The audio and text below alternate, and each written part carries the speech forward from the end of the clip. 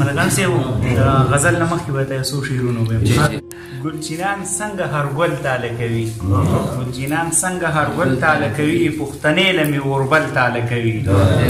او ازمرې د سیل یوه هوسۍ رانیسي، ازمرې د سیل یوه هوسۍ رانیسي، ګیدړان ګورې ځنګل تاله کوي.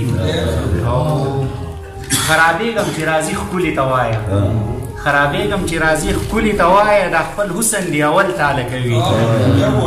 او مننه. خرابېږم چې راځي ښکلي ته وایه، خرابېږم چې راځي ښکلي ته وایه، دا خپل حسن دی اول تاله کوي. په بله معنی کې راغلی ښه. جړوغونې شم شهزاد چې دې ته ګورم، جړوغونې شم شهزاد چې دې ته ګورم، لیوني څنګه یو بل تاله کوي.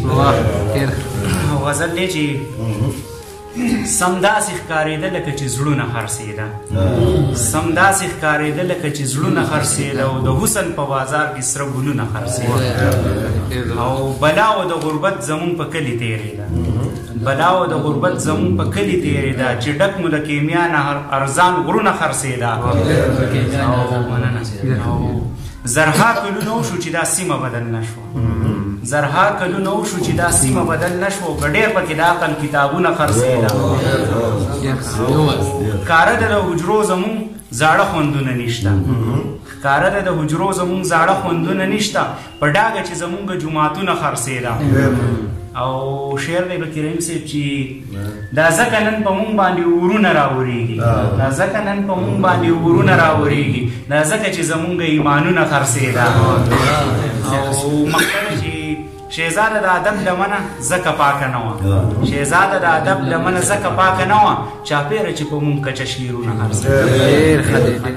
مطلب چې ستا غمونه په ما ناست لکه پیریان دي، ستا غمونه په ما ناست لکه پیریان دي، دا د کوم لوري راغلي کافران دي. او د بېنیازه هزاروال حسن ته وایم، د بېنیازه هزاروال حسن ته وایم، زمونږ زړونه خو د ښکلو غلامان دي. هزاروال حسن ته وایم، زمونږ زړونه خو د ښکلو غلامان دي.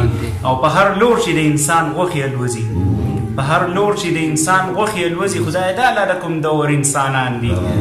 او سرخوږې ورسره مه کوئ ملګرو، سرخوږې ورسره مه کوئ ملګرو، هغه خلک چې بېلارې جاهلان دي.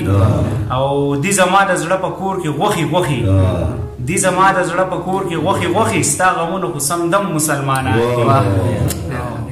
او محترم ملګرو صاحب چې ته په دې لاره لږ خیال کوه شهزاده، ته په دې لاره لږ خیال کوه شهزاده، ګیر چاپېره درنه واړه رقیبان دي.